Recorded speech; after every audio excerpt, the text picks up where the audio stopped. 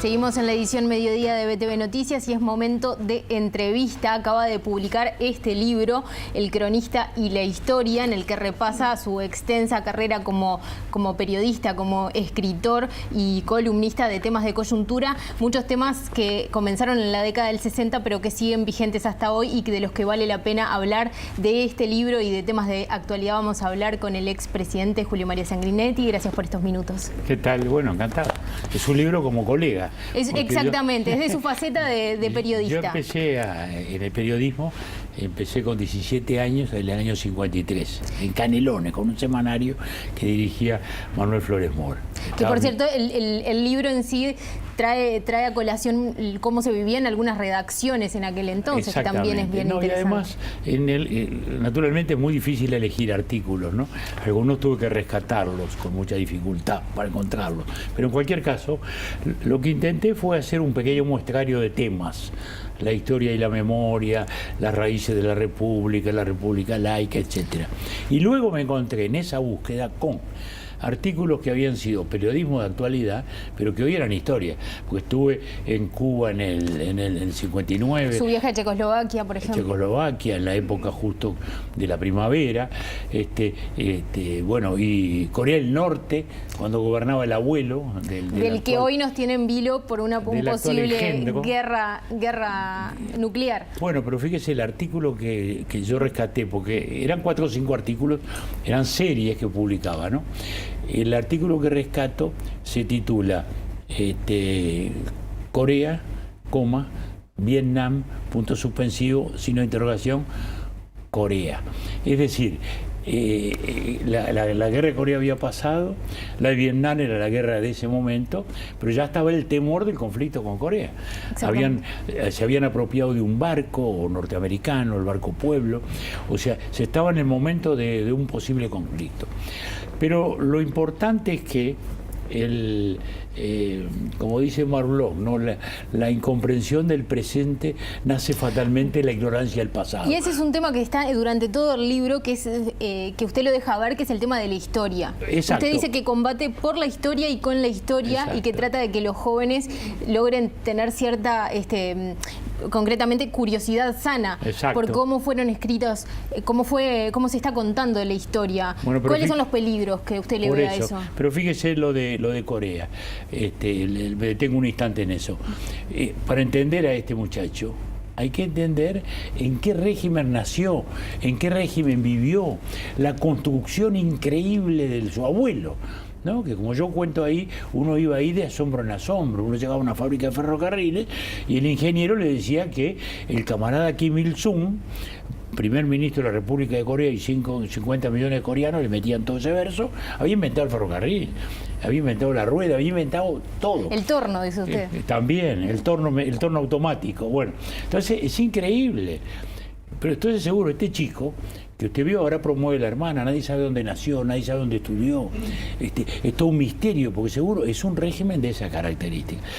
Y bueno, y el tema de la historia, como lo señala usted, tiene desafíos, algunos desafíos profesionales naturales, que es el de no caer en el anacronismo, es decir, pretender entender las cosas del pasado con la mentalidad de hoy.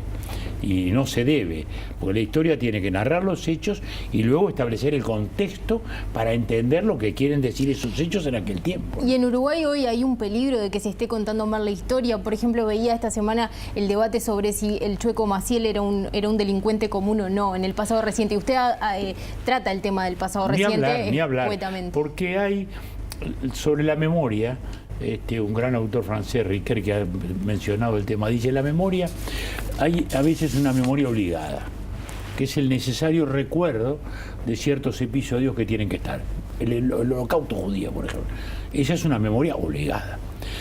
Pero la memoria siempre es subjetiva. La memoria no es la historia. La memoria es lo que usted recuerda de un momento, lo que yo recuerdo de un momento. Es una visión parcial. Es una visión parcial. La historia tiene que sumar memorias distintas y episodios o hechos económicos, científicos, que no están en la memoria más de nadie y que sin embargo pueden ser decisivos, ¿no? Cuando se inventó la penicilina o los antibióticos, ¿no? Nadie se acuerda cuándo, ¿no? Pero son fundamentales, son episodios revolucionarios, ¿no? Entonces la historia tiene que reconstruir todo eso. Y la historia es una gran tentación para los regímenes políticos, una gran tentación. Los autoritarios ni hablar, construyen un relato y es eso y ningún otro. Hemos tenido ahora un ejemplo bien cumplido en la Argentina, ¿no? Cuando un gobierno crea un instituto que dice Instituto del Revisionismo Histórico, Manuel Dorrego uno dice, ¿qué es esto? Es decir, el Estado va a revisar la historia. Y forma un instituto para revisarla y contarla tal cual ellos lo creen. Obviamente, esa historia se narra para justificar el presente. Y ese es el gran problema. En Uruguay sin duda que hay problemas, sin duda que hay problemas. Mire, yo recibo todos los días 1 o 2 muchachos, a veces 3, o grupos de muchachos, de las universidades, de las facultades de ciencias, de la de comunicación, de la de derecho, etcétera, etcétera, etcétera. También chicos del liceo, y sobre todo en los del liceo hay mucha historia reciente, les dan más historia reciente que la otra. Y una pregunta que es un tópico, ¿no? Uno les dice, dime con quién le luchaban los Tupamaros. Ah, con la dictadura militar. No, mira, cuando vino la dictadura militar ya no había Tupamaros, porque los Tupamaros estaban presos, ya ellos habían luchado contra la democracia porque querían hacer una revolución como Cuba. Y a uno lo miran con unos ojos asombrados. Claro.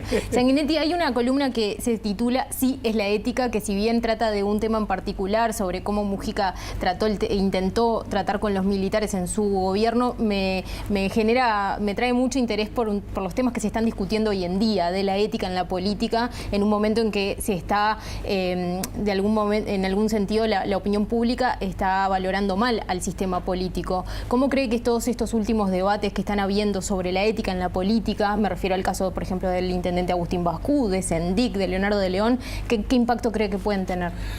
Bueno, el debate ético está siempre en la política, porque después de todo, la política tiene objetivos éticos, ¿no? La libertad, la justicia social, en fin, son grandes ideales. El manejo correcto de la administración, el manejo correcto del poder es fundamental, ¿no? Lord Acton decía, no, el poder siempre corrompe, ¿no? Y el poder absoluto corrompe absolutamente, ¿no? Y es así.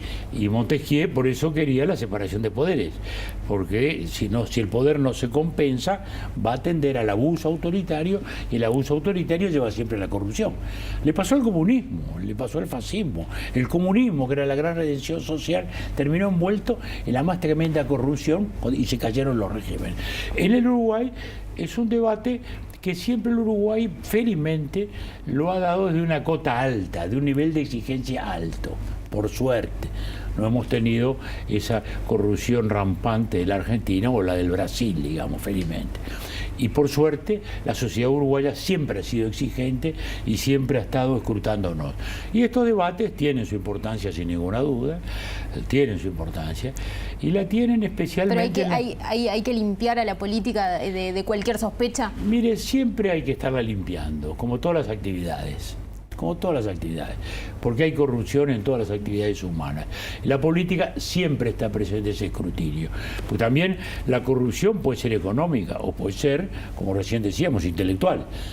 Cuando usted le está lavando el cerebro a un chico, eso también es una modalidad de corrupción. O la demagogia, que también termina siendo corruptora, ¿no? Sanguinetti, lo llevo a una cosa que escribió para hoy en el Correo de los Viernes, que se refiere a la interna del Partido Colorado. Y dice, en una columna que titula Candidatitis, dice, se especula con la posibilidad de que el economista Ernesto Talvi pudiera postularse adentro del Partido Colorado. Ha descartado la opción independiente por considerarse profundamente institucionalista, y agrega, obviamente queda muy cerca del Partido Colorado, a quien siempre votó. ¿Va a ser candidato?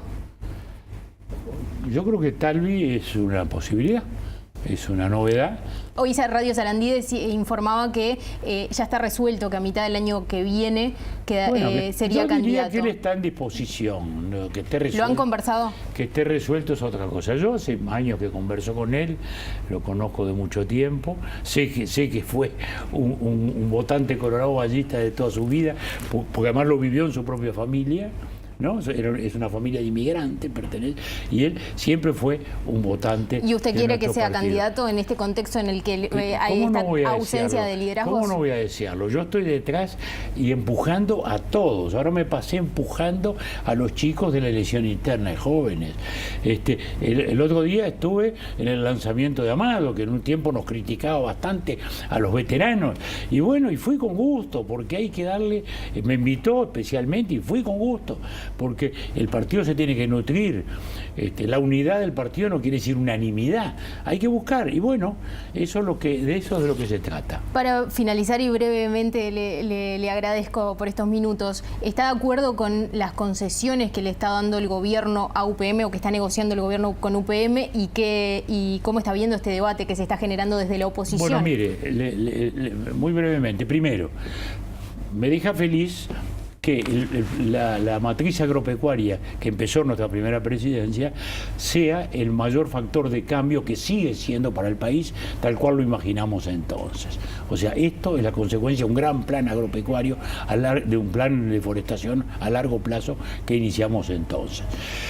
La inversión industrial, de la cual el Frente estaba en contra, porque no, irónicamente, no votaba un tratado de garantía para que se instalara la primera, la Bótnia, ¿no, verdad?, que se llamaba entonces. El Frente luego dio vuelta, lo cual está bien. Yo no conozco totalmente las cosas, de modo que no me atrevo a opinar. Da la impresión que ha habido excesivas concesiones que no se le han dado a nadie, porque las zonas francas sí nacieron para eso, y eso sin duda me preocupa. Me gustaría saberlo más, conocerlo mejor. Tampoco me gusta que nos dejen los deberes para 2 años, de entre 2 años van a decidir si se invierte o no. Pero ya que estamos de temas preocupantes, le voy a meter otro, que es el de la jubilación. Estoy muy preocupado. Ayer lo dijo el presidente de la República y me alegré que lo dijera. Que va a ser una reforma de la seguridad social. No, dijo que estaba preocupado con que el sistema no fuera a la quiebra. Bueno, efectivamente el Uruguay llegó un momento en que estuvo al punto de la quiebra. Y felizmente pudimos hacer la reforma que se hizo en el año 96, digamos 95-96, que salvó al país de la quiebra de la seguridad social y de la quiebra del propio país, porque es el mayor gasto. Bueno, y ahora estamos en una situación en que lentamente se va desvirtuando eso. En el 2008 ya hubo una ley que metió 80.000 jubilados por la ventana, ¿no? Aflojó las cosas, flexibilización se le llamó, que fue una distorsión. Y ahora estamos con este tema de los cincuentones, que no es ninguna omisión de la vieja ley, lo previmos. ¿Por qué? Porque se quería que los más jóvenes de la época se introdujeran ya en el nuevo sistema y se jubilaran a los 65 años.